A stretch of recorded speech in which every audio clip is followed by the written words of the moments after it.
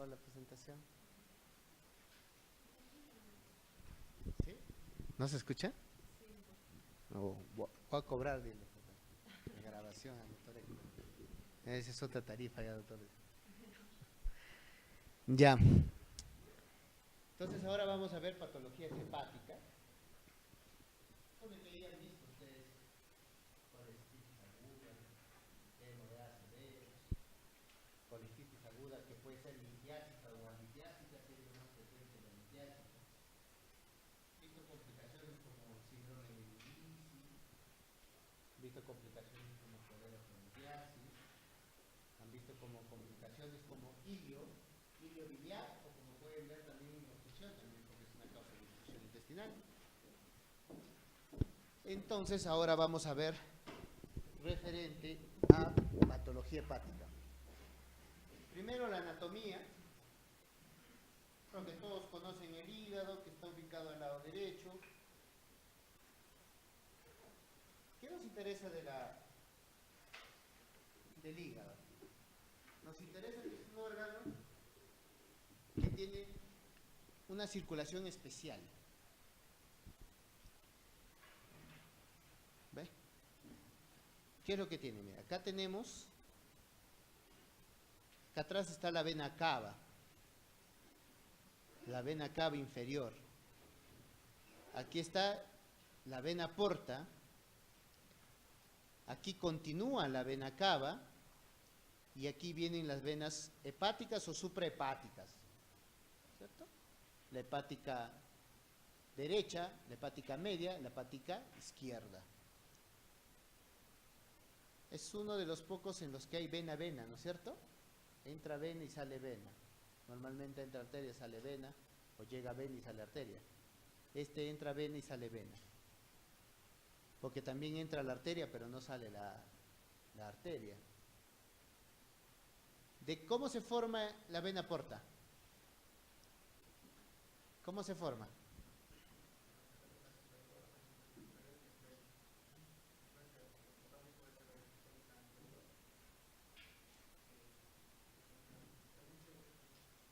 También no.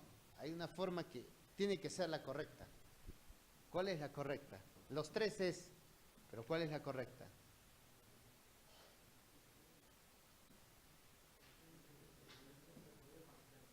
Exacto, porque la mesentérica inferior drena y la esplénica. ¿Ya? Eso es lo correcto, es la vena mesentérica superior con la esplénica, pero la esplénica está recibiendo el drenaje de la mesentérica inferior. Eso forma la vena porta. Ahora la vena porta nos da dos ramas, una derecha y una izquierda y la derecha. Es importante que nosotros entendamos esto porque eso es lo que permite actualmente la segmentación hepática. ¿Cómo es que se hace la segmentación hepática? Se hace en función a eso, en función a la triada portal. ¿Cómo entra? Entra vena, colédoco, o sea, porta, colédoco y su arteria, ¿no es cierto? Y así se van dividiendo. Entonces acá tienes la porta derecha, la porta izquierda, y cómo se va dividiendo. Y conforme se va dividiendo, quien recoge arriba es las hepáticas o suprahepáticas. La suprahepática izquierda, la suprahepática media y la suprahepática derecha. Estas de aquí van confluyendo, ¿ve? Suben, es como un techo, como un triángulo.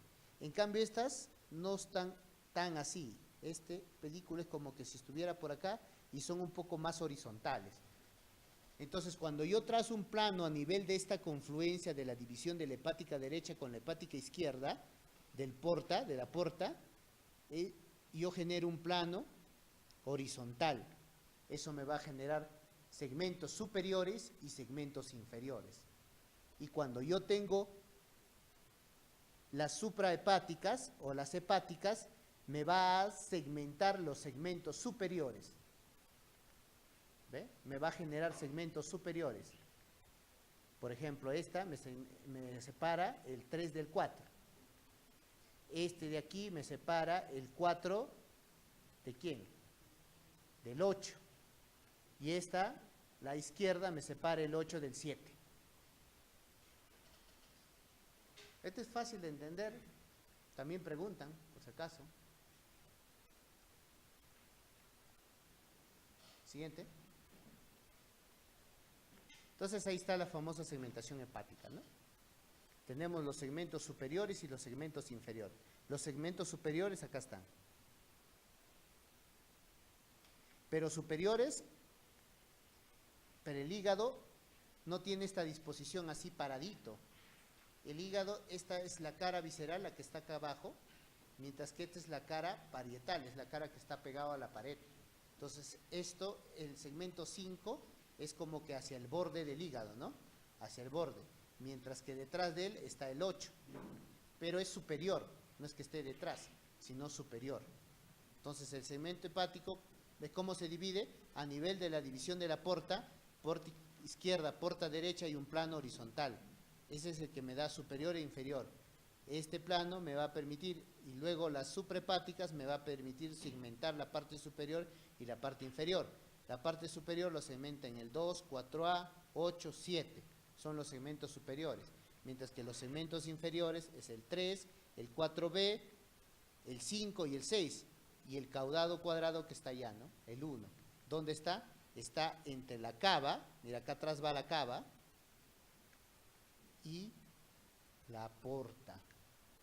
Ahí está el caudado cuadrado, ahí, entre la cava y la porta. Siguiente. ¿Qué cosas tengo que tener en cuenta yo en la cabeza para acordarme de segmentación hepática? 1, ¿dónde está la cava? ¿Dónde está la porta? Ubico el segmento 1. 2, ¿cómo están las suprahepáticas? Donde yo noto las 3 suprahepáticas, la izquierda, la media y la derecha, es donde yo puedo dividir los segmentos superiores claramente. Entonces puedo tener al segmento 2, puedo tener al segmento 3 que va a estar por debajo del 2 y puedo tener al segmento 4 que me va a dividir la suprahepática izquierda. El segmento 4 es un segmento fácil ubicable porque es donde está la vesícula, pero la vesícula está hacia la cara visceral, ¿no es cierto? Hacia la cara visceral está la vesícula. Y en todo ese lecho está la vesícula, o sea, ese es un 4A, un 4B, pero el 4A también se extiende en la cara parietal, un poco, porque detrás de él recién viene el 8. Hacia el borde de la vesícula, o sea, acá está la vesícula, lo que está detrás, ese borde, es el 4A. Lo que está al costado es el 5. Y lo que está al costado del 5 viene a ser el 7. El 7 es un segmento posterior. Por eso es que en una visión anterior no se va a ver el 7, vas a ver más al 6 que al 7. Tienes el 5, tienes el 6. Cuando aparece el 6, aparece riñón.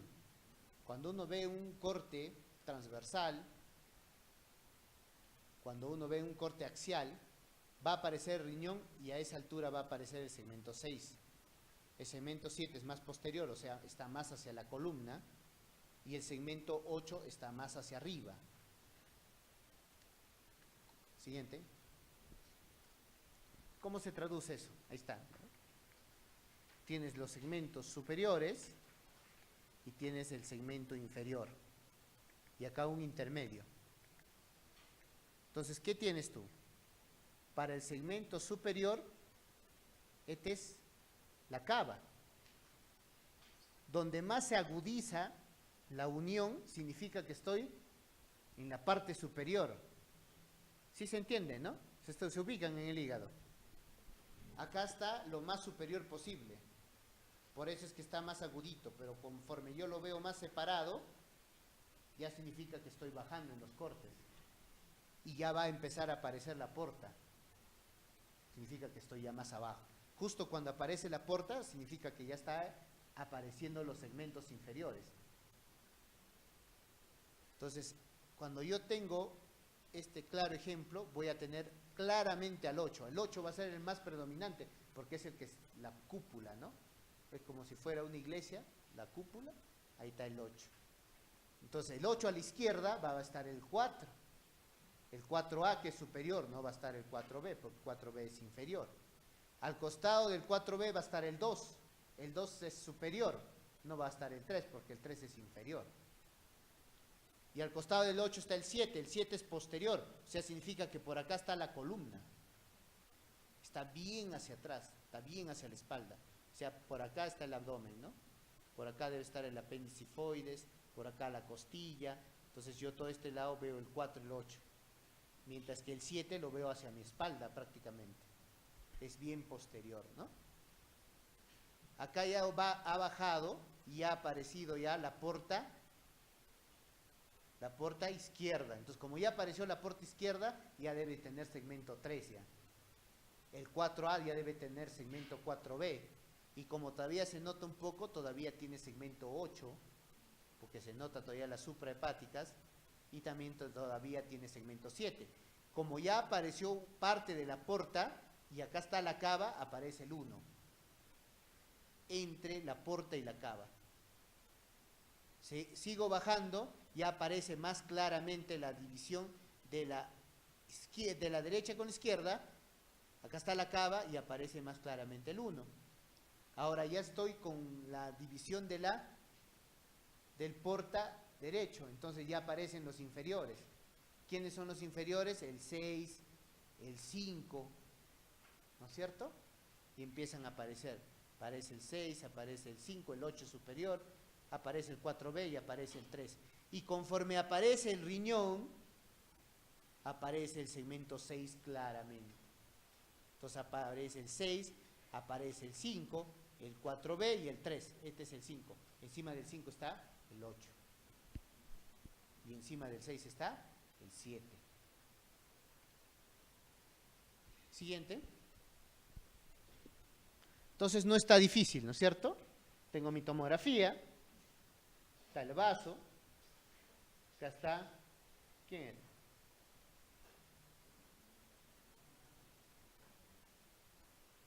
¿Estómago? ¿Sí? ¿No? Corazón, ¿no? Está bien arriba, está cortando arriba. Acá está la... ¿Quién es este? ¿Ah? ¿Ah? ¿Qué es? Esa es la aorta, ¿no? ¿Y quién está acá? Ya está la cava. Y por aquí, ¿quién debe aparecer? Poco a poco debe aparecer la porta. Entonces, como no veo la porta, entonces estoy superior. Entonces, en superior voy a ver el 2, voy a ver el 4, voy a ver el 8 y voy a ver el 7. Hacia la columna, ¿ves? El 7. No veo riñón, entonces no veo el 6 todavía. Siguiente. Aquí está la aorta, está la cava y está el porta. Entonces aparece entre el porta y la cava, aparece el 1. Apareció el 1. Como ya se ve claramente, porta derecho, ya estoy abajo. Entonces, es el inferior. Está el 3, el 4B, el 5 y el 6. Y acá aparece el riñón. Conforme vamos bajando, aquí está el riñón. ¿Sigue? Siguiente. Entonces, lo que nos interesa es saber cómo se segmenta el hígado, porque cuando hacemos cirugía hepática, nosotros hacemos segmentectomías. Podemos hacer hepatectomía derecha, hepatectomía izquierda, o podemos hacer segmentectomía. Conociendo eso, entonces nosotros sabemos por dónde seguir, dónde ubicamos las portas, dónde ubicamos las supras, las aislamos y las empezamos a seguir para reseccionar. Una patología que bien es cierto se ve en gastro, también lo vemos en cirugía, porque eventualmente los pacientes cuando llegan a un Child C son pacientes que ya requieren trasplante por cirrosis hepática. Entran con nosotros también a cirugía. O cuando pacientes hacen las complicaciones de la cirrosis como hipertensión portal, varices esofágicas, entran también con nosotros a cirugía, ¿no es cierto? Entonces son patologías que se manejan médicamente, pero que también tienen manejo quirúrgico. ¿Qué es la cirrosis? Es un proceso crónico, progresivo, fibrótico, donde hay regeneración nodular que altera la arquitectura y la función hepática. O sea, la estructura funcional del hígado se va atrofiando, va desapareciendo, va aumentando las estructuras fibróticas. Entonces el hígado se va volviendo duro, ¿no? Va volviendo rígido. El hígado es como una esponjita, es trabeculado.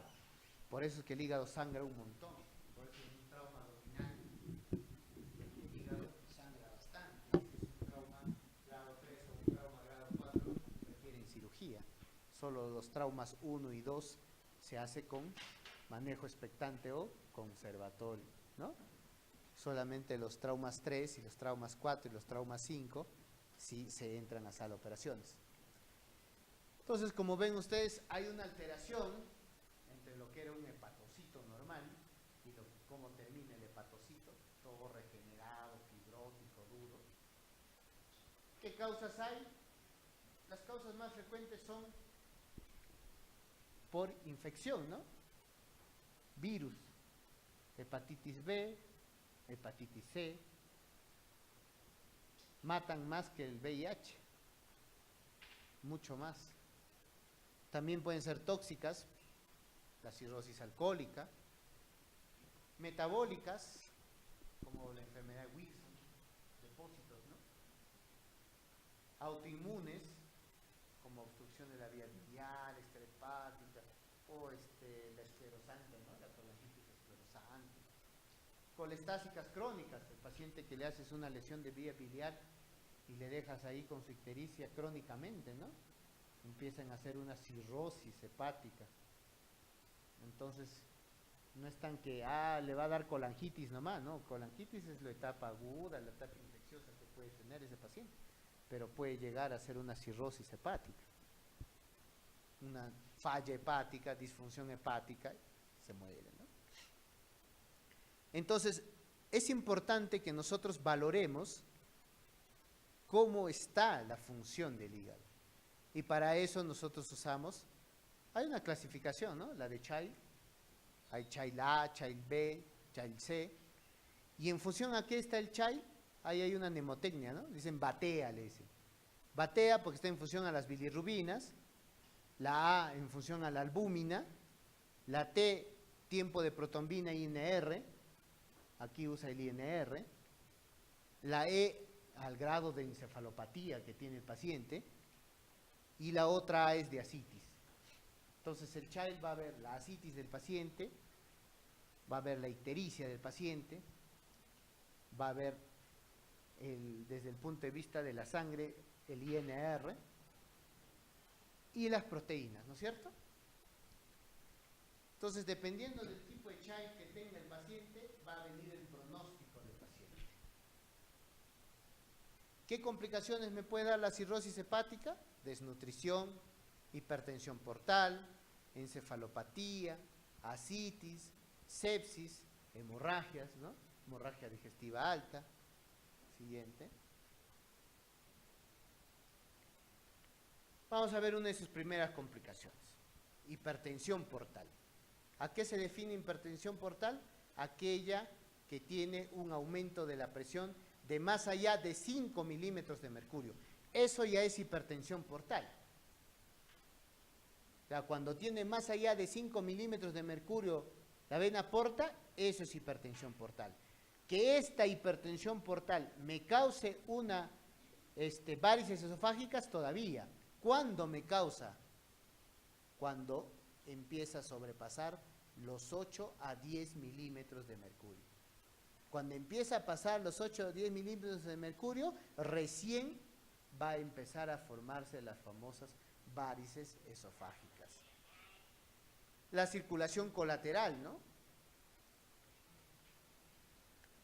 Entonces tenemos nuestra fisiología, entra la cirrosis, nos va a generar aumento de la resistencia del flujo portal, va a haber aumento de la resistencia porque el hígado cada vez está más rígido, menos complaciente, no se distiende, entonces va a aumentar la resistencia. nos va a llevar a hipertensión portal, o sea, nos va a elevar por encima de 5 milímetros de mercurio. Eso, si sigue progresando, nos va a llevar a circulación colateral. Si sigue progresando, eso nos va a llevar a una falla hepática, vasodilatación, aumento del volumen plasmático, y eso va a causar una hiperdinamia en la circulación, pero en la circulación colateral. Entonces eso va a aumentar los factores para que el paciente empiece a aumento del flujo portal, aumento de la presión portal. Todo eso nos va a generar que el paciente empiece a presentar varices esofágicas, que empiece a presentar ascitis, y eso nos va a llevar a riesgo de sepsis, y eso nos lleva además a riesgo de hemorragias digestivas, y al final que el paciente fallezca por cualquiera de esos dos asuntos. ¿En qué lugares tenemos circulación portosistémica? Portosistémica significa que hay una comunicación entre el sistema porta y el sistema cava, ¿no es cierto? Por eso es portosistémica. Cuando uno hace una cirugía, por ejemplo, de hipertensión portal, lo que hace es eso, ¿no? Hacer los famosos shunts o los famosos tips para hacer el bypass y ya no pase por el sistema porta, sino pase directo al sistema cava. Y eso es lo que buscamos, ¿no? Ahora ese es el tratamiento actual. Antes había la cirugía, ¿cómo se llamaba? La de Warren. ¿Cómo es la cirugía de Warren? ¿Qué es?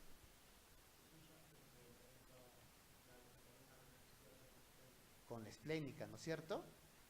Entonces, ¿qué es lo que buscan? Que por reflujo, a través de la vena renal, llegue a la vena cava, ¿no es cierto? Por eso es una derivación portosistémica renal periférica, ¿no es cierto? La de Warren. Eso se hacía, ya no se hace ahora, muy raro. Ahora se hacen los tips. Eso se hace con cirugía endovascular nomás. Se pone un stent, se bypassea todo y se deja ahí.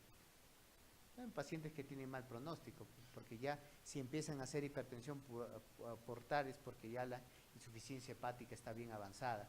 Entonces esos pacientes, su única salvación es el trasplante hepático. Y ahí hay un criterio para hacer el trasplante hepático, ¿no es cierto? Que es pregunta también. ¿En qué localizaciones tenemos? Tenemos el plexo hemorroidal, ahí hay un shunt, ¿sí? Tenemos en la vena umbilical la famosa cabeza de medusa. Tenemos los vasos retroperitoneales. Hola.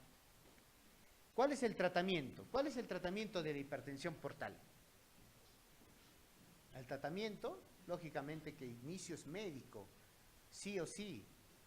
Entonces el tratamiento médico, ¿con qué? Con beta bloqueadores. Entonces les dan betalolol, atenolol, ¿no? Eso usa, pero no lo usa porque tenga algún problema cardíaco, lo usa por la hipertensión portal. ¿Qué también pueden usar? Ya les había adelantado un poco, o ya lo habrán visto, octreotide o análogos de la somatostatina, ¿no es cierto? Eso también pueden usar. ¿Qué más? En el tratamiento quirúrgico, ya cuando hay complicación seria, entonces están las selectivas, la portocava lateral, o sea, entre la misma vena porta y la cava, pues estamos hablando de derivaciones directas, por decirlo así. En cambio el otro era como que indirecto, porque usabas la esplénica con la vena renal, ¿no? La de Warren, que era la que mejor pronóstico daba, porque estas se abrían, no iban muy bien. Las no selectivas, como el esplenorenal distal, o la de Warren, y las parciales, ¿no? Entonces, siguiente, el tratamiento médico y el tratamiento quirúrgico. ¿Qué otro problema tenemos? Varices esofágicas. ¿Cuándo se producen las varices esofágicas? Cuando por lo menos tenemos ya 12 milímetros de mercurio, ¿no? ¿Cierto? ¿Les habíamos quedado? Cuando por lo menos tenemos 12 milímetros de mercurio. ¿Qué tipo de varices está más asociado a los temas cirróticos? En un 90%, pero también puede haber eventos no cirróticos en un 10%. Hay varices gástricas aisladas o las varices esofágicas, porque también puede haber varices gástricas, no solamente las del esófago, sino también las del cardio se pueden dilatar. ¿Qué tenemos? ¿Qué patrones están o nos determinan o indirectamente nos podrían valorar si ese paciente va a ser un HDA o no? El tamaño, por ejemplo, del vaso. Cuando tienen menor de 5 milímetros o mayor de 5 milímetros, eso nos va a dar mayor probabilidad de que tenga sangrado. Si presenta puntos rojos o no, si hay hematoquistes, si hay cirrosis descompensada, o sea, un paciente Child C es más probable que presente una hemorragia de varices esofágicas. ¿Y quiénes son los predictores de resangrado? En un paciente que ya presentó hemorragia digestiva, que haya tenido un sangrado activo durante la endoscopía. ¿Aquí se usa Forrest? ¿Ah? ¿Se usa Forrest? No, no se usa. Forrest para úlcera, nada más. Aquí no se usa Forrest. Aquí simplemente se ve el vaso sangrante, no el vaso sangrante. Entonces, dentro del tratamiento, ¿qué es? También se hace ligadura, ¿no es cierto? Se hace ligadura también. Y cuando el sangrado es intenso, dinámicamente inestable, ahí es cuando usamos la sonda de Sandstaken-Blakemore. ¿Cómo es esa sonda? ¿Saben cómo es? ¿Alguien tiene una idea de cómo es esa sonda? ¿Cómo es la sonda? ¿La han visto alguna vez?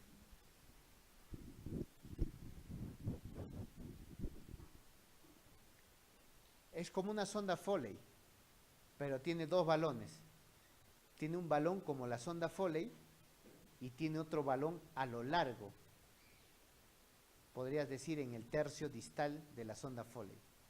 Entonces tiene un balón que lo infla como esos globitos de fiesta, que son larguitos, así lo infla, y tiene otro balón que es como la bolita de la Foley.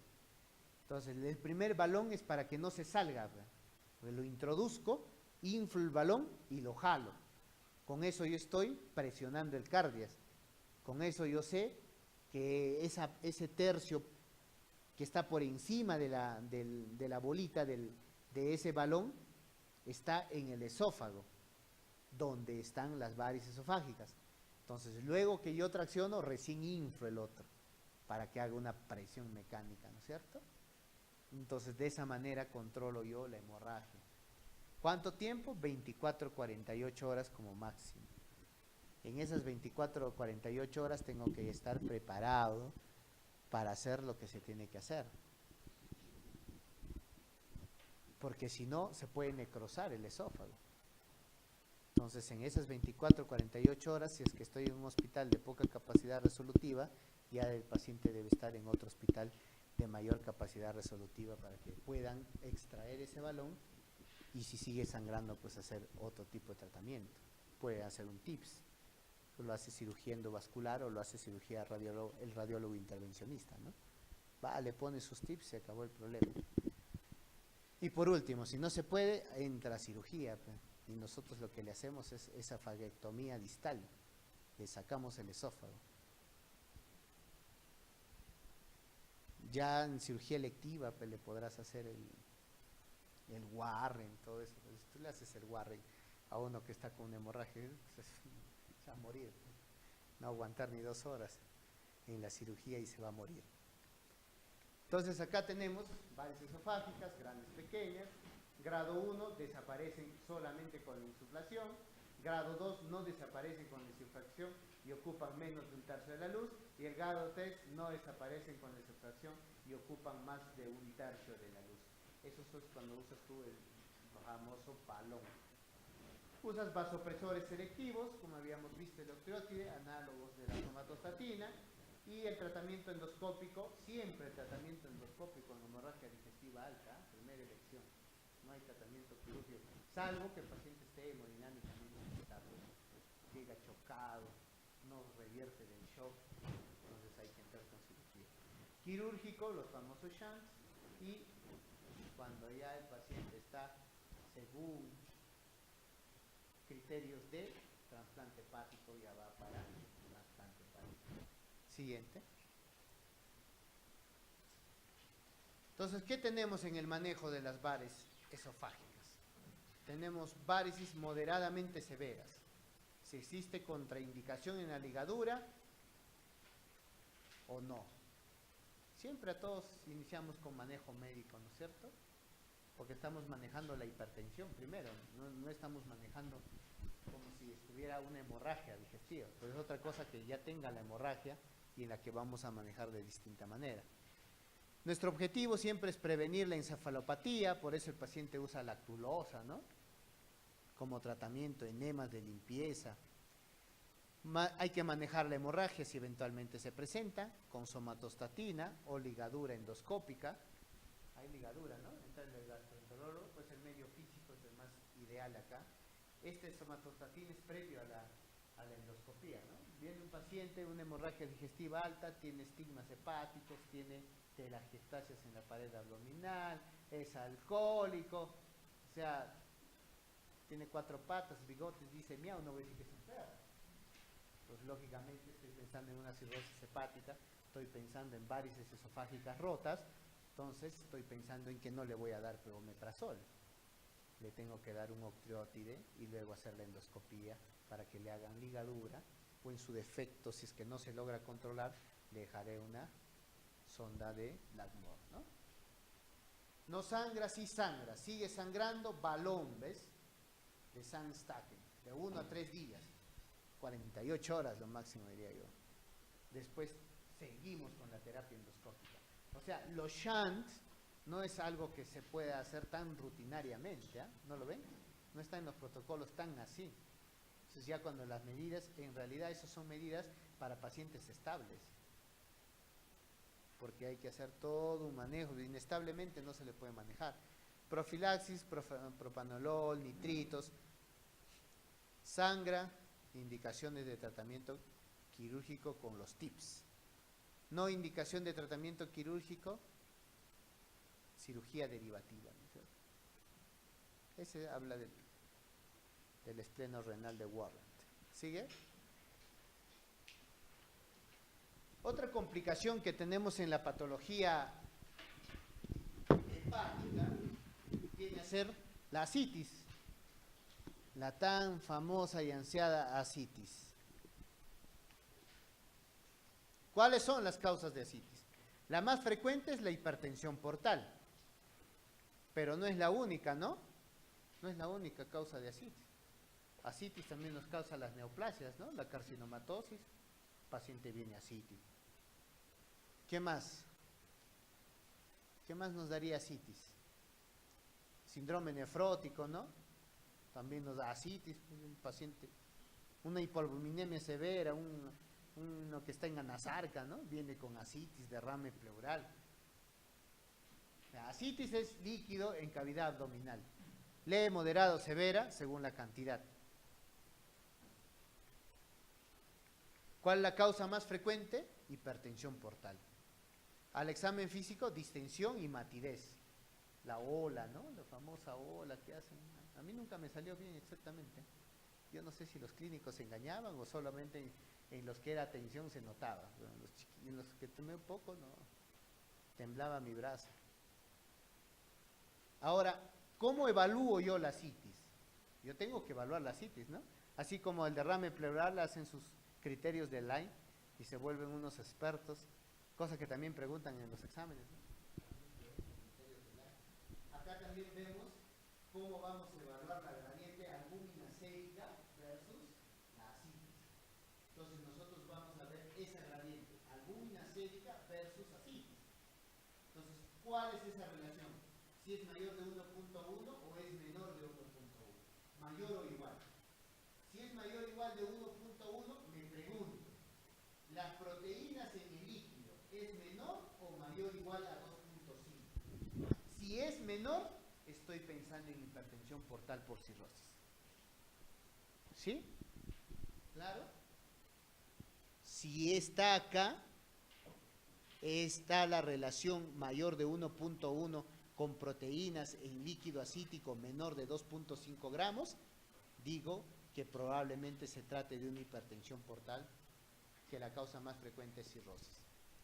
Si es mayor de 2.5, se amplía la hipertensión portal por obstrucción venosa hepática.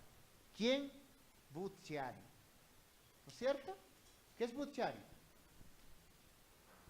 Es una obstrucción de las venas suprahepáticas, ¿no es cierto? O sea, es una poshepática, ¿no es cierto? Cuando vemos nosotros ese manejo prehepáticos, hepáticos y poshepáticos, ¿no es cierto? El Budd-Chiari es un poshepático. ¿Me puede causar hipertensión portal? Me puede causar hipertensión. ¿Me puede llevar a ascitis? Me puede llevar a ascitis. Y por eso yo plantearía o lo manejaría como un paciente por cirrosis hepática, si no tiene cirrosis hepática. Tiene una obstrucción en las suprahepáticas. Entonces tendría que solucionarle la obstrucción para solucionar el problema, ¿no? Pero ambos son hipertensiones portales. Entonces a mí lo que me ayuda a la gradiente es definir si se trata de cirrosis o si se trata de un proceso obstructivo venoso. Y si es menor de 1.1, me planteo, si hay menos de 2.5 gramos, síndrome nefrótico. Entonces estoy diciendo, un paciente nefrótico, una ascitis por síndrome nefrótico. Entonces no voy a manejar por una hipertensión portal, no le voy a empezar a dar su atenolol, su propanolol. No, pues no, se supone, voy a cambiar mi manejo.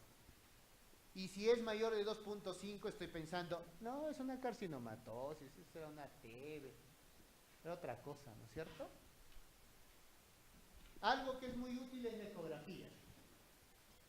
¿Qué me permite la ecografía? En primer lugar, me permite cuantificar líquido. ¿Cuál es lo normal de la cantidad de líquido en el peritoneo diariamente?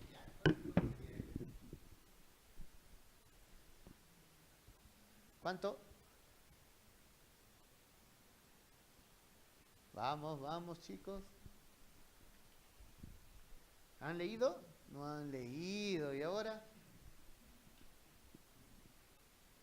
¿Quién ha leído? Líquido pleural. ¿Cuánto se produce normalmente? ¿Cuánto hay normalmente? ¿Ah? ¿150? No, ¿qué hacer 150? Ya tiene derrame. ¿Ah? ¿Cuánto hay? Mililitros por kilo. Entonces, en un paciente de 70 kilos, ¿cuánto sería? 7 a 14. Hasta 50 dicen, ¿no? Porque recuerda que en una placa radiográfica lateral, ¿a partir de cuándo se me borraría el ángulo? ¿Cuánto de líquido debería haber por lo menos para que el ángulo salga obturado? Más de 50, ¿no? Dice, más de 50. O sea, es mucho más sensible que una anteroposterior. En la anteroposterior, ¿cuánto tendría que haber para que salga velada? 150, 200, ¿no es cierto? O sea, cuando yo veo en un anteroposterior velado el ángulo costofrénico, yo digo, por lo menos, este tiene sus 150 ahí, sus 200. Y si ha sido traumático, estoy diciendo, pues tiene un hemotórax. No es cualquier cosa, ¿no es cierto? Ya de ahí veré todo mi manejo del trauma torácico. Si lo dreno, no lo dreno, si eso se resuelve espontáneamente, o cuando dreno. ¿Eso han hecho? No han hecho trauma de tórax. No han hecho trauma abdominal, ¿no? ¿Se han hecho trauma abdominal, no? ¿O no? Tampoco. ¿Han hecho? ¿O no han venido? Que es diferente. Ya, entonces la ecografía que es útil a partir de los 100 mililitros significa que capta líquido libre cuando vaya a partir de 100. Así que es mentira eso que de la ecografía te dice escaso líquido aproximadamente 30 cc. Ya, está engañando, ¿no? Definitivamente. Y más cuando dice no hay líquido. Nosotros entramos a operar y nada. Abundante líquido inflamatorio, vesicular, Por eso la ecografía no es diagnóstica en apendicitis, por ejemplo. En colecistitis sí es un criterio diagnóstico, pero en apendicitis no. Útil cuando ya, pues lógicamente, 1500 de sobra, pues, ¿no? Entonces, el primer episodio de asitis, haces una pericentesis diagnóstica, lógico, pues. De frente, porque tiene asitis, no le voy a decir es cirrótico o tienes hipertensión portal. Puedo intuir de repente, porque me cuenta pues que es alcohólico, ácido alcohólico, le veo el abdomen, tiene telangiectasias, tiene circulación colateral. Entonces, en ese paciente sí puedo presumir que tiene una hipertensión portal y por sus antecedentes puedo presumir que es alcohólica, pero no necesariamente, porque podría ser un Buchiari, ¿no es cierto? Entonces, en la primera tengo que hacer un estudio de la asitis. Y ese estudio me va a permitir, ¿ves? Acá está el Buchiari, porque esto sucede, pasa. Y a veces no le hacen y lo tratan a la ligera como cirrótico y están dejando un Buchiari. O si no, tengo que definir si es, por ejemplo, en el primer estudio también me permite valorar qué tipo de asitis obtengo, ¿no? Si es una asitis cetrina, estoy pensando en TED. Si es una asitis tranquila, media amarilla, todavía está para estudio. Pero si es, por ejemplo, una hemorrágica, ¿qué pienso? Neoplasia, ¿no? Exacto. No tengo lugar a dudas. ¿Y quién es el que puede dar así? El hígado. Las neoplasias hepáticas te pueden dar asitis hemorrágica. Acá está la relación que habíamos planteado. Si es 1.1 mayor de 1.1 con hipertensión portal, no es sinónimo de cirrosis, es sinónimo de hipertensión, y según si hay o no, puedo plantear si es Buchiari, y si son proteínas, bajo riesgo. Si las proteínas están bajas, nefróticos, hay bajo riesgo de peritonitis bacteriana espontánea, ¿no es cierto? Peritonitis se habrán hablado, la primaria o espontánea, la secundaria y la terciaria. ¿Sí? Tampoco. No hablado nada.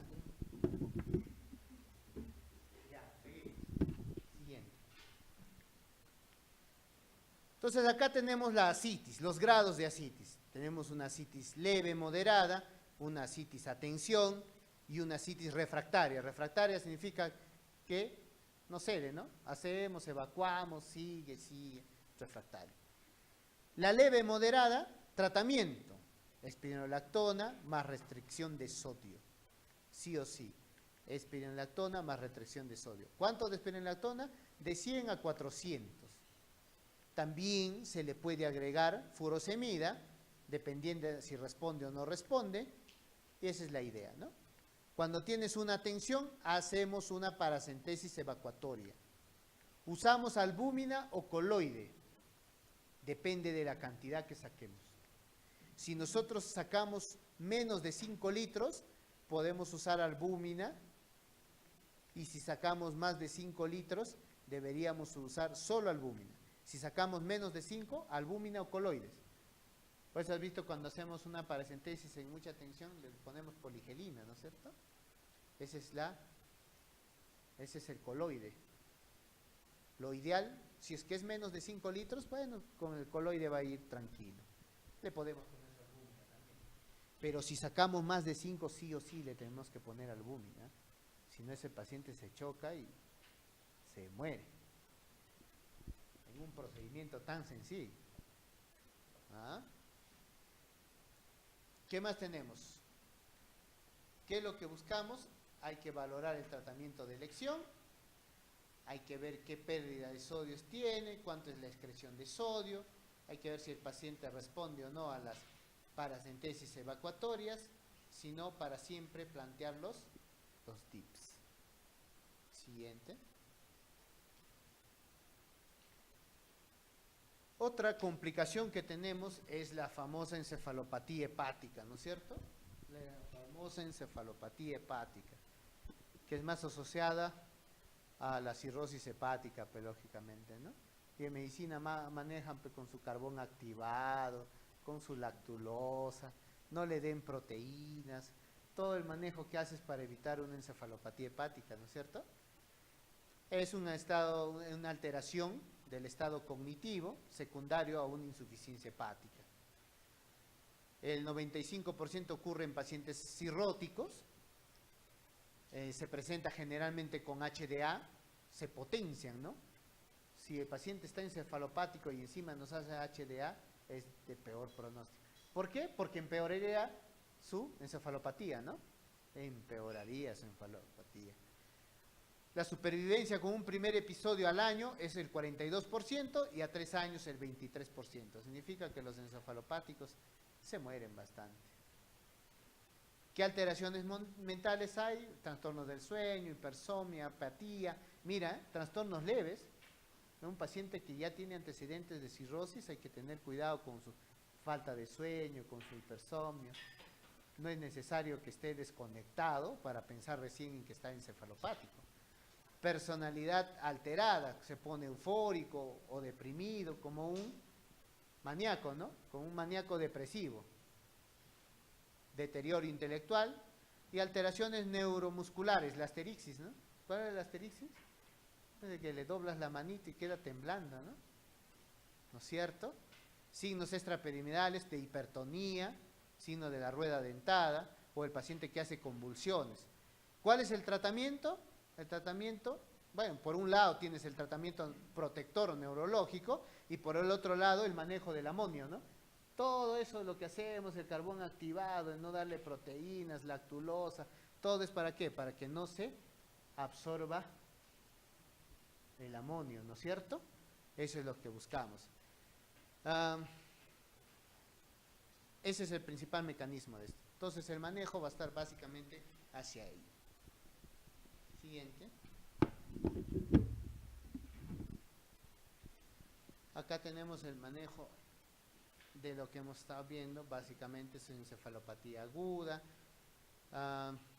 si es un cirrótico descompensado, hay que ver qué tipo de encefalopatía tiene, si solamente son alteraciones neurológicas, por eso es que les decía, en un paciente cirrótico ya hay que irle evaluando neurológicamente si hay cambios de comportamiento o no. Los objetivos principales: hidratación, reposición de vitaminas, y esto es todo lo que habíamos estado hablando en su manejo. ¿Hasta aquí alguna pregunta? ¿Algo no ha quedado claro? ¿Algo que dijo el gastro que yo no he dicho? ¿Han llevado gastro ya? ¿Ah? ¿O medicina interna, pues que haga de gastro? ¿No? ¿Tampoco? Faltaba bastante. Ya, siguiente. Ahora vamos a ver un tema de tumores hepáticos. Algo habíamos estado viendo, ¿no es cierto? ¿Cuál es el tumor hepático más frecuente? Las metástasis. El tumor primario, el hepatocarcinoma, ¿no es cierto? Entonces, ¿es primario o secundario? Ese es mi interés, cuando hay un tumor. ¿Todo tumor hepático será cáncer? Hay tumores benignos también, ¿no? Entonces, tengo que tener una historia clínica adecuada y hacer estudios correctos. Ecografías, tomografías, resonancia.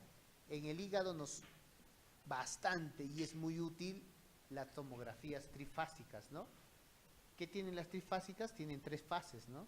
Una fase arterial, una fase venosa y una fase portal, ¿no es cierto?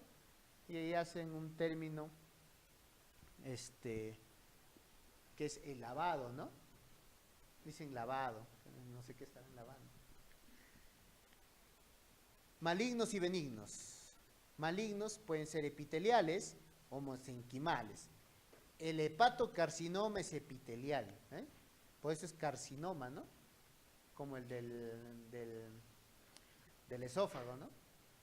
Carcinoma epidermoide. Carcinoma, hepatocarcinoma. Hay hepatoblastomas, colangiocarcinomas, porque el colangiocarcinoma, pues la parte intrahepática, ¿no es cierto?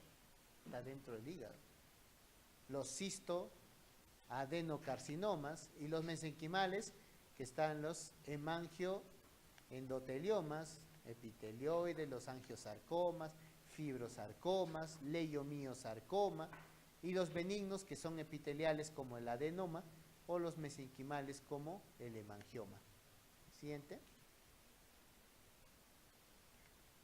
El hemangioma, adenoma hepatocelular e hiperplasia nodular focal dentro de los benignos. El hemangioma es más frecuente de los benignos, es más frecuente en mujeres a la edad de 30, 40 años, tercera, cuarta década de la vida. Está en relación directa con el uso de anticonceptivos, ¿no? ¿No es cierto? Sí. Por eso el paciente que tiene una tumoración quística se le suspende inmediatamente el anticonceptivo. O si tiene una tumoración quística, no debería usar anticonceptivos. ¿Ah? Relación ingesta de estrógenos, ¿ve? ¿Qué más tenemos? El hemangioma, formado por espacios quísticos, revestidos, asintomático, dolor, tratamiento cuando es menor de 5 centímetros es control nomás. Si no, hay que hacer la embolización, ¿no es cierto? Ahora se les emboliza. Los emboliza y se reduce. Adenoma hepatocelular, ¿qué está? ¿Ves? Mujeres de 20, 40 años, se relaciona con anabólicos, así que esos que van al gimnasio y se inyectan, ahí van a acabar con su adenoma. Dolor abdominal crónico, hay un 20% que se rompe, pueden llegar a medir bien grandes, ¿eh? Hasta 20 centímetros. Cuando esto básicamente, el tratamiento es quirúrgico no por la malignidad, sino por la sintomática, o causa dolor. El hígado duele cuando la cápsula de Gleason se distiende, y como estos tienden a crecer grande, entonces empieza a causarle bastante dolor al paciente. Entonces son los que entran a cirugía. La hiperplasia nodular focal también afecta a mujeres. Esto es importante, esto que afecta a mujeres, porque eventualmente cuando hacen las preguntas te describen a una mujer y entonces tú buscas la respuesta en función a eso, y a veces te dicen que está usando anticonceptivo, a veces que no, entonces buscas la respuesta, si es un adenoma, si es una hiperplasia o si es un hemangioma. Por eso hay que prestarle bastante atención a eso, ¿no? Al género. El tratamiento no recita exéresis ni nada, ¿no? No los deja. Es como las lesiones quísticas congénitas del hígado, que no se les toca nada. Solamente se evacúan o se drenan cuando empieza a causar dolor, por sintomático nada. Si no, se deja ahí. Siguiente. Y el famoso hepatocarcinoma. Este sí. Este es el maligno, este es el primario más frecuente y es el maligno, ¿no es cierto? Entonces, es un tumor maligno de hígado. Habíamos visto que era de estirpe epitelial, ¿no es cierto? Porque hay de estirpe epitelial y este es de estirpe epitelial. Es una de las primeras causas de muerte en el cáncer y tiene una prevalencia más en el varón y en negro y a partir de los 40 años. Así que los afroamericanos están fregados. Se asocia a virus, sí, el hepatocarcinoma se asocia a virus, ¿no es cierto? Es una causa de cirrosis y es una causa de neoplasia. Por eso que todo personal de salud debe estar vacunado para la hepatitis C. No es un tema de que solamente, me voy a contagiar de hepatitis B, no, es un tema de que puedo generar un cáncer. Pasas 10, 15 años, vienen ya colgados y me voy a pinchar, me doy cuenta que tengo un hepatocarcinoma. Entonces, lo más riesgoso es el VIH, también está como factor de riesgo la misma cirrosis hepática, el tabaco, enfermedades parasitarias, el Clonorchis sinensis, pregunta de examen, ¿no? Parásitos asociados a hepatocarcinoma, el Clonorchis sinensis. Y hay carcinógenos, como por ejemplo el aspergillus, químicos como el hexoclorohexeno o el cloruro de vinilo, nitrosaminas, el arsénico. Las nitrosaminas están en todo, ¿no? Y esto está en las carnes ahumadas. Por eso la OMS lo ha decretado precancerígeno. Síntomas son muy inespecíficos, pues. Va a haber dolor, puede haber alteraciones de la función hepática, o sea, alteración de la albúmina, alteración de los factores de coagulación, o sea, de forma indirecta, ¿no? No hay nada en especial. En específico ictericia, hematemesis, melenas, signos de estigma cirrótico, y el hepatocarcinoma nos da metástasis en primer lugar al pulmón, nos puede dar a las suprarrenales, a las meninges, al páncreas, al hueso. ¿Y cómo hago el diagnóstico? La biopsia hepática me da una certeza del 95%, pero no es necesario 100% hacer biopsia. Si yo tengo un estudio con una tomografía trifásica, el washout o el lavado, en una fase simple veo una lesión isodensa, luego la veo hipodensa, en la fase arterial tardía la veo hipervascular, o sea, captadora de contraste, y en la fase portal se va diluyendo el contraste. Entonces, ese washout, ese lavado, es como diluir, es lo que a mí me permite percibir que ese nódulo, que esa tumoración que estoy captando en la tomografía, probablemente sea o una metástasis o un hepatocarcinoma, ¿no es cierto? Pues no lo podría diferenciar en ese instante. Entonces, cuando yo estoy ahí, empiezo a buscar tumores primarios primero, ¿no? Empiezo a decir, no tiene un cáncer gástrico, ¿quién metástasis muy frecuentemente al hígado? Colon, ¿no es cierto? Claro, colon, es lo primero que busco, colon. ¿Qué más busco? Mama, mama, hace metástasis a hígado. Es lo primero que busco, ¿ah? Cuando yo hago mi screening a mi paciente que tiene una tumoración en hígado, tengo que buscarle colon, tengo que buscarle mama. El diagnóstico, cuando hay una lesión de más de 2 centímetros y con un alfa fetoproteína mayor de 200 nanogramos. Siguiente, por favor. ¿Cómo voy a manejar? ¿Cómo va a ser mi algoritmo ante un paciente que tiene un nódulo hepático? Ese nódulo lo puedo captar por ecografía. ¿Cuántas veces? Que alguno que de repente, si ya está en Serum, de repente ha venido de su población o de los que van a estar en Serum, van a venir con una ecografía, le han dicho, doctor, tengo un nodulito, ¿qué hago? Tienen que saber para que lo más importante, ¿por qué el cáncer nos mata y por qué no podemos hacer mucho? Es porque la atención primaria está muy mal. ¿Y quién hace la atención primaria? Ustedes.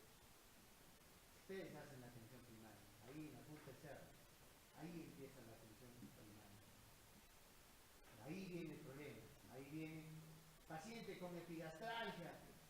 Ya tengo 3 años con esto. Y sigo, dale su ranitidina, corazón. Y no le digo, no, ¿sabes qué? Tienes 40 años, 50 años, tienes epigastralgia, tienes que hacerte una endoscopía digestiva sí o sí. No, sí. Y cuando ya hace hematemesis, recién, transferencia al hospital, llega al hospital, no hay endoscopista, porque eso también pasa, ¿no? No hay gastro. O si hay gastro, no hay endoscopio. Transferencia a Lima, llega a Lima, Borman 3, Borman 4. Hacemos tomo, metástasis. Pronóstico malo, no se puede operar. Importante que ustedes aprendan a manejar. Cuando tenemos un nódulo ecográfico menor de 1 centímetro, vamos a hacer seguimiento. Lo primero, seguimiento. Cada 3 meses. ¿Crece o no crece? ¿O está del mismo tamaño? Si crece, empiezo por este lado, por los de mayor de 3 centímetros. Por eso ya pasó al otro lado, ya creció, ¿no es cierto? ¿Qué pediría primero? Una TEM trifásica, ¿ya? O una resonancia. ¿Qué es lo que busco? Hipervascularización, o sea, si capta o no capta contraste periféricamente. Porque si no capta, entonces puede ser quístico, nada más. De ahí lo segundo, si es positivo o si es negativo, va a depender mi manejo, en qué etapa estoy. Si es positivo, tengo que probablemente pensar en un hepatocarcinoma, entonces empezaré a buscar tumores primarios. No encuentro el tumor primario, hepatocarcinoma. si encuentro la lesión, ya creció más de 1 centímetro y el alfa-fetoproteína está elevada, es un hepatocarcinoma, ¿no? El alfa-feto es un... ¿Los marcadores tumorales son diagnósticos? ¿Para qué sirven? Para seguimiento más que para diagnóstico, ¿no es cierto? Siempre el diagnóstico es anátomo-patológico en todo lo que se puede. Por ejemplo, colon, estómago. No podemos nosotros hacernos una gastrectomía por una sospecha de cáncer. No, el paciente nos denuncia. Pues todo lo que está expuesto aún después de una gastrectomía. ¿A qué está expuesto? Uno, a que haga un verdadero cáncer, ¿no es cierto? Factor de riesgo, gastrectomía. Dos, a que haya una dehiscencia en la reconstrucción, hace peritonitis y demás y se puede morir.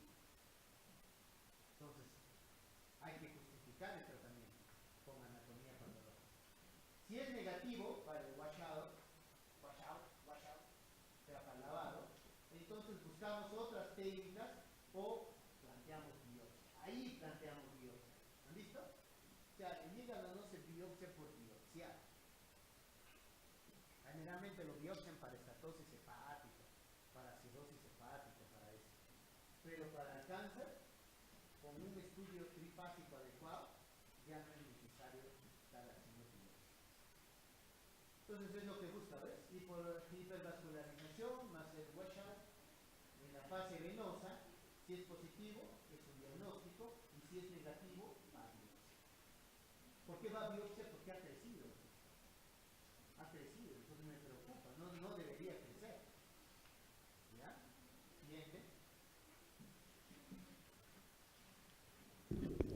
Siguiente. No, a mí no me gusta esta cosa. Ya, acá tenemos ahora el hepatocarcinoma. Ahora ya pasó, creció, le hicimos su tomografía y encontramos el washout con la hipercaptación. Entonces lo clasificamos como un hepatocarcinoma, le hicimos su búsqueda de metástasis, su búsqueda de tumor primario, hepatocarcinoma. Este hepatocarcinoma tiene estadios, estadio 0, estadio ABC y estadio D. El estadio D es el estadio terminal. El estadio 0 es cuando el paciente tiene un Child A. El estadio moderado, por decirlo así, tiene un estadio temprano, un intermedio y un avanzado. El estadio temprano es el estadio A, que lo que hay son un nódulo único o 3 nódulos menores a 3 centímetros. En este caso hay un estadio intermedio B, cuando hay múltiples nódulos, o sea, más de 3 nódulos, o el estadio avanzado cuando hay invasión portal, o sea, ya estamos hablando de hay afectación ganglionar o hay metástasis. Y el estadio D, que es cuando tiene el paciente un Child C, tiene un estadio terminal. Este estadio es muy temprano, es único, menor de 2 centímetros. Recuerda que cuando son 1 o 3 nódulos menor de 3 centímetros, pero mayor de 2. ¿Sí? Porque acá es único también, pero es menor de 2. Para aquí es único, pero es mayor de 2, pero es menor de 3. ¿Sí? Este es único, hay que ver la presión portal, hay que evaluar y hay que hacer una resección. En esto no hay un tema de márgenes libres, como hay, por ejemplo, en cáncer gástrico, y dice 5 centímetros. Cáncer de colon, 5 centímetros. ¿No es cierto? O sea, no hay un margen libre. ¿Qué es lo que nosotros hacemos? En función al segmento. Porque no lo podemos sacar por sacar. Porque ese nódulo debe estar ubicado en un segmento. Y ese segmento tiene un sistema porta, tiene una suprahepática y tiene el sistema biliar. Entonces tenemos que ligar todo eso para poder sacar ese segmento. Por eso es que es importante en cirugía hepática la anatomía, la segmentación hepática. No es entrar y sacar a la chacra, ¿no? El cirujano que opera hígado tiene que conocer muy bien la anatomía hepática, si no, no puede operar. Y si es nódulos, 3 nódulos menores de 3 centímetros, hay que buscar enfermedades asociadas y hay una posibilidad de hacer la resección, ¿no? Estos son tratamientos curativos. Hasta el estadio temprano A puede tener tratamiento curativo. ¿Cuándo es ¿cuánto es el tratamiento curativo? En la mayoría de enfermedades es la cirugía, en la mayoría. Pero, por ejemplo, en el linfoma no. En el linfoma es quimio, en la leucemia es quimio, ¿no es cierto?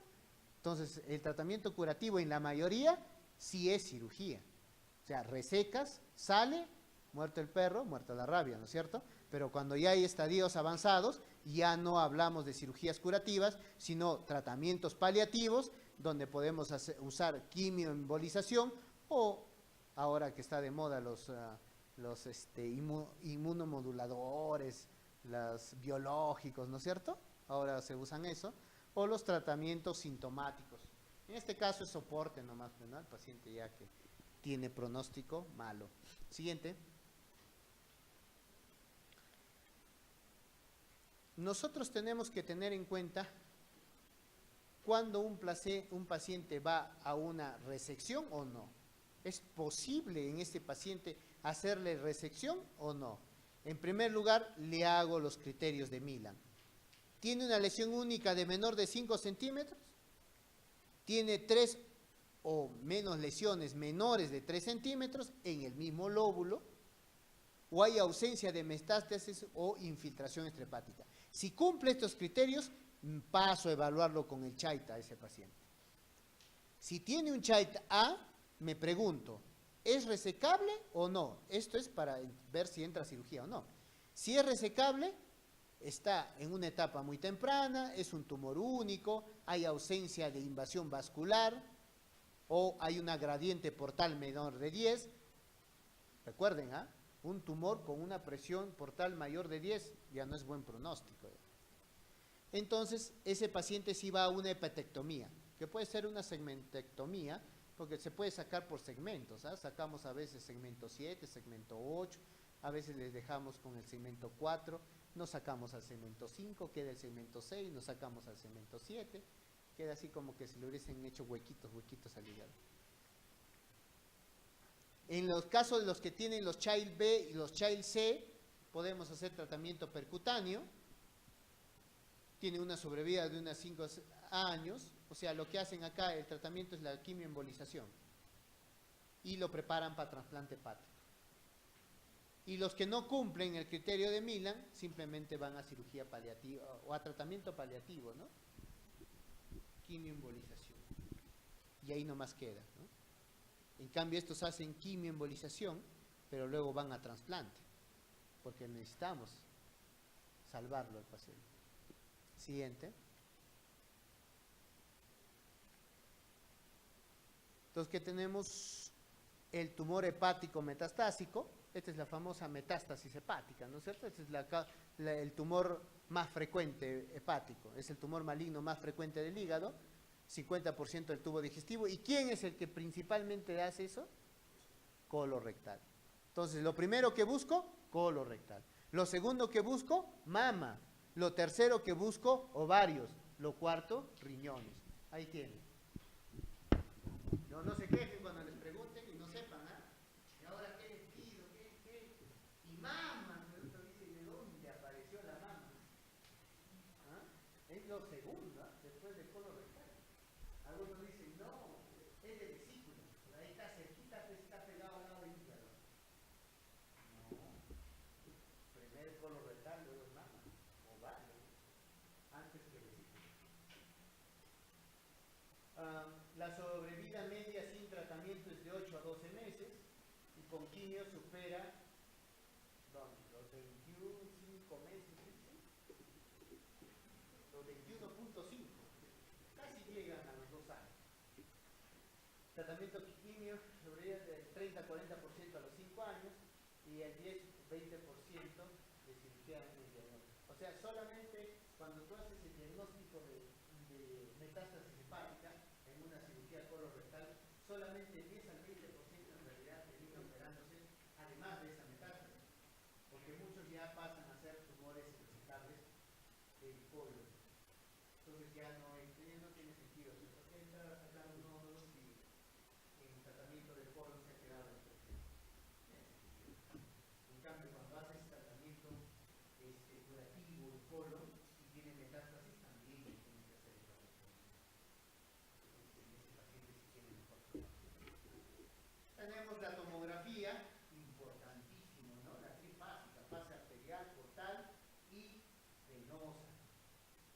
tiene una sensibilidad de 80-90% y una especificidad de 93%. Y el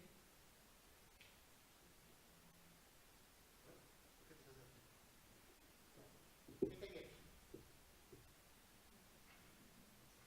Esto busca colon, ¿no es cierto? El ACE, el casino, embrionario, ¿no es cierto? El alfa feto es de hígado y el ACE es de colon. Son los más claros. Y el de ovario, que sea 125, ¿no? Y el de páncreas, 19,9. Y el de vesícula, el mismo, 19,9. No hay diferencia. El tratamiento de elección de la anamnesis hepática de cáncer colorectal en tumores neuroendocrinos, siempre que amplíen los criterios de reclasificación. O sea, el tratamiento de elección siempre es la selección. Hay que respetar, no sí o sí. Criterios de resecabilidad o de elegibilidad, si es un tumor primario resecado, se puede hacer una resección en su totalidad. Ausencia de enfermedad extrahepática, presencia de reserva hepática residual. Esto de reserva hepática residual es cuando hacemos hepatectomía. Por lo menos debe tener un paciente el 40% del tejido hepático funcionante para poder resectarlo. O sea, debe quedar por lo menos un 40%. No le podemos dejar menos. ¿Ya? Si no, ya tiene que ir a trasplante nomás. Y los márgenes, 1 centímetro dicen, pero en realidad es todo el segmento. O sea, no puedes sacarte un pedacito y el resto del segmento dejarlo. Por eso haces segmentectomía. Todo el segmento de bienes. Siguiente. ¿Cuál es el algoritmo entonces con pacientes con metástasis hepática? En primer lugar, debo calificar la metástasis, metacrónica o sincrónica. ¿Qué significa eso? ¿Qué es metacrónico? ¿Qué es sincrónico?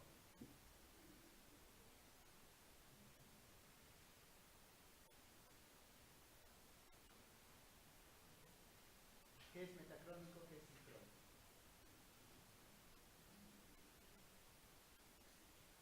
Un tumor metacrónico es aquel tumor que aparece después de otro. O sea, ya ha tenido un tumor antes, la han operado y ahora ha vuelto a aparecer otro tumor. Metacrónico. Y un sincrónico es que aparece a la vez. Tiene un tumor aquí y tiene otro tumor allá. Eso más frecuentemente se ve en colon. Por eso es que es importante que un paciente que tiene diagnóstico de MM de colon tiene que hacerse una colonoscopia total, completa. ¿Por qué? Porque lo que estás buscando es sincronismo. Que vaya a tener un colon en recto y de repente tiene un pólipo adenomatoso en colon transverso. Entonces habría que hacer la polipectomía más sacar el otro. Ahora, si tiene un tumor, hay que sacar los dos. Por eso es importante la colonoscopía en la evaluación de un paciente con cáncer de colon. Y si no se pudiera la colonoscopía, ponte que el sigmoide está ahí cerrado y no puedo hacerle colonoscopía. ¿Cómo evalúo el sincronismo? Lo opero nomás. Así a la chacra nomás. Doctor, sácale ese bultito de ahí. ¿Ah? ¿Y el resto del colon? No lo he evaluado. ¿Cómo me puedo meter a operarlo y el resto del colon no lo he evaluado? ¿Cuál es el riesgo? Que salgo, palmas en hombros y a la semana, a los 2 meses vuelve el paciente hasta el 100. ¿Qué ha pasado? Doctor, había otro tumor más adelante. ¿Ah? Entonces, ¿qué pasa? ¿Cómo hago? ¿Cómo lo evalúo? Habíamos dicho la colonoscopía, lógico, pues, ¿no? Entro, veo el primer tumor, sigo entrando, veo el segundo, el tercero, o veo pólipos. Y si no puedo entrar porque está estrecho y el gastro me dice imposible, no puedo pasar. He usado hasta la de bebé. Tomografía. ¿Sí? Con tomografía podría evaluar.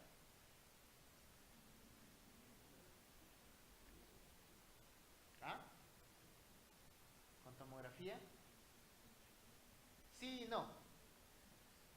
Sí, porque uso tomografía, pero para hacer una colonoscopía. Se llama colonoscopía virtual. Y se hace por tomografía. Entonces, así lo pido, colonoscopía virtual. Entonces va al centro de imágenes y me devuelven, me dan un CD igualito como si hubiesen hecho una colonoscopía. Claro que la sensibilidad y la especificidad no es al 100% como una colonoscopía, porque lo estoy viendo, pero esa es la forma en la que evaluamos. Entonces, cuando el paciente tiene una estenosis muy severa, le pedimos colonoscopía virtual. Resección hepática por metástasis hepática, estudio de extensión, siempre hay que determinar dentro de los criterios de resecabilidad y operabilidad. Una cosa es operabilidad y otra cosa es resecabilidad. Operabilidad significa si el paciente es tributario efectivo. ¿Para qué lo voy a operar si tiene una metástasis pulmonar? ¿No? Ya no tiene sentido. ¿Qué hago haciendo tanto espectáculo para que la enfermedad ya esté en otro lado? Salvo que esté evaluado por tórax y tórax diga que sí es probable que le pueda hacer una lobectomía. ¿No? Salvo. Entonces siempre hay que hacer la colonoscopía completa, ¿ves? Si no hay colonoscopía completa y normal en los 2 últimos años, sobre todo. Valoración de riesgo preoperatorio. Este es el PET scan.